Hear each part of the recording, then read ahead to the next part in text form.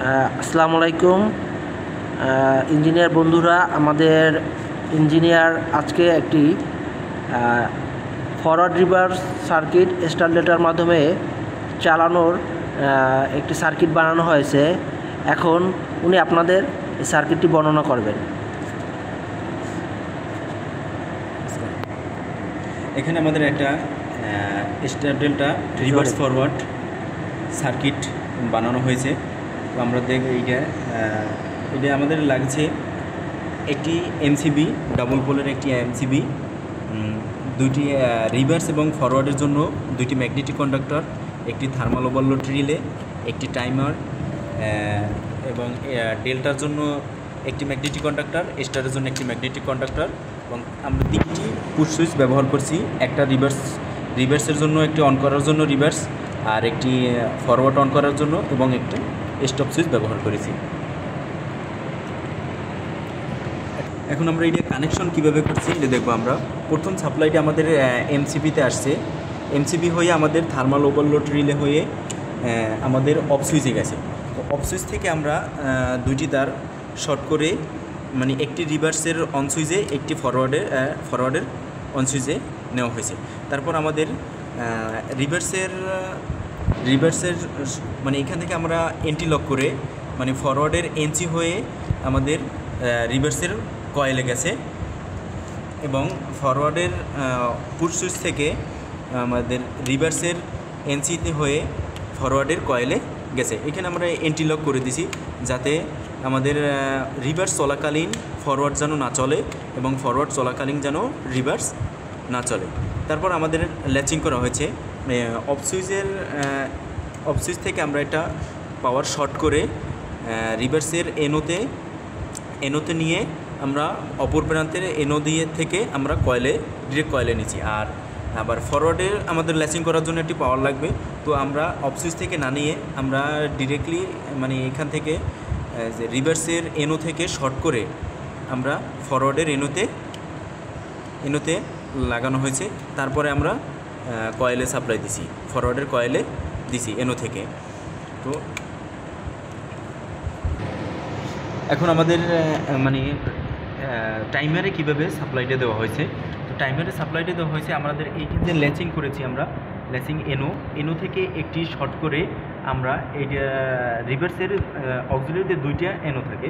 তো আমরা দ্বিতীয় এনোর এক প্রান্তে লাগাবো এবং অপর প্রান্তে আমরা টাইমারের কয়েল ভোল্টেজ যে সাপ্লাই দেবো কয়েলের তারটা আমরা লাগাবো এখানে লাগাই। এবং ফরওয়ার্ডেরও সেম, ফরওয়ার্ডেরও এই যে ল্যাচিং করা হয়েছে, আমরা কয়েল সাপ্লাই যে সাইড থেকে লাগানো হয়েছে কয়েল সাপ্লাইয়ের যে তারটা, ওইখান থেকে একটা শর্ট করে এটারও দ্বিতীয় অক্সিলারি, মানে এনো থেকে এইটা আমরা শর্ট করে যে টাইমারের যে কয়েলে যে সাপ্লাই দিছি ওইটার সাথে আমরা শর্ট করে লাগিয়ে দিছি।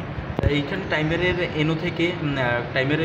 টাইমারের কয়েল থেকে আমরা শর্ট করে কমন 8 লাগিয়ে দিছি। তারপর আমরা এখান থেকে 5 থেকে এনসি থেকে আমরা ডেল্টা স্টারের কয়েলে দিছি, এবং 6 যেটা নর্মালি ওপেন থাকে এনো থেকে আমরা ডেল্টার কয়েলে দিছি। আর আমরা একটা নিউট্রাল আমরা প্রত্যেকটার আমরা নিউট্রাল শর্ট করে, মানে কমন করে শর্ট করে একটা করে দিছি আমরা। কিন্তু আমরা এইখানে নিউট্রালের জন্য কালা তার ব্যবহার করা উচিত ছিল, কিন্তু আমাদের তার ছিল না, একটু সমস্যা ছিল, যার কারণে আমরা লাল তার ব্যবহার করছি। এখন আমরা এইটা মানে প্র্যাকটিক্যালি একটু দেখব কীভাবে এইটা কাজ করে। এমসিবি আমরা অন করলাম, দেখবো আমরা যে সাপ্লাই আসছে কিনা। আসছে, ওভারলোড রিলে হয়ে আমাদের এই অফ সুইচ আসছে, অফ সুইচ থেকে অন সুইচে। এখন দেখবো আমরা রিভার্সে চলে, আমাদের রিভার্স ম্যাগনেটিক কন্ডাক্টর অন হয়েছে। আমরা 5 সেকেন্ড করছি, এই 5 সেকেন্ড পর আমাদের ডেল্টা চলে গেছে। আমরা 5 সেকেন্ড স্টার চলছে, এখন 5 সেকেন্ড আমাদের ডেল্টায় চলতেছে। এখন যতক্ষণ না আমরা অফ না করবো ততক্ষণ পর্যন্ত আমাদের ফরওয়ার্ডে চলবে না।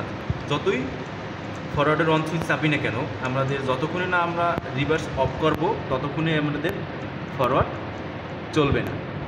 এখন আমরা অফ করব, অফ করে এখন ফরওয়ার্ড চালাবে। ফরওয়ার্ড ম্যাগনেটিক কন্ডাক্টর 1, 5 সেকেন্ড পর আমাদের ডেল্টায় চলবে। এখন স্টার চলছে, এই ডেল্টায় আসছে। এখন যতই আমরা রিভার্সের সুইচ চাপি না কেন আমাদের রিভার্স চলবে না যতক্ষণ না পর্যন্ত আমাদের ফরওয়ার্ড অফ না করব। ফরওয়ার্ড চলবে না। এখানে আমাদের কন্ট্রোলিং সার্কিটে দেখানো হয়েছে, কিন্তু পাওয়ার সার্কিট আমরা বানাই নাই, দুঃখিত আমাদের সময় একটু ছিল, যার কারণে আমরা পাওয়ার সার্কিটটা দেখাতে পারিনি। তো মুখে বলে দিতেছি, আমাদের এই ওভারলোড রিলে এখানে আমাদের 3 ফেজ লাইন তিনটি তার যাবে এখান থেকে আমাদের রিভার্স এখানে 3টে বের হবে। আবার এইখান থেকে আমাদের ফরওয়ার্ডে একটা শর্ট করে দেওয়া হবে 3 ফেজ লাইন পাওয়ার সার্কিটের জন্য। এখান থেকে শর্ট করে এখানে 3টে তার বের হবে, টোটাল 6টা তার বের হবে আমাদের